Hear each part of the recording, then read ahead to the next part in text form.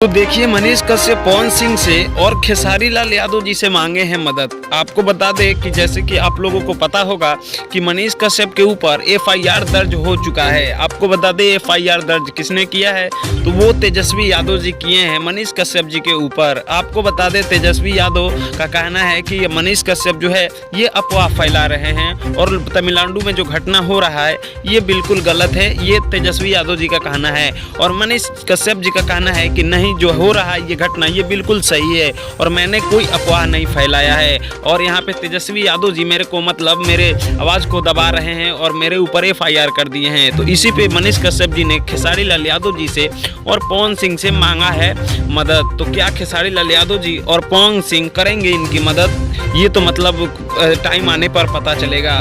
तो क्या आप लोगों को लगता है कि ये पवन सिंह और खेसारी लाल यादव मनीष कश्यप जी की मदद करेंगे? तो मतलब आपको लगता है तो नीचे कमेंट बॉक्स में जरूर बताइएगा। और अभी तक आप हमारे चैनल को सब्सक्राइब नहीं किए हैं तो प्लीज़ कर लीजिए, क्योंकि हम ऐसे ही अपडेट वीडियो आप सभी के लिए लाते रहते हैं। जय हिंद, जय भोजपुरी।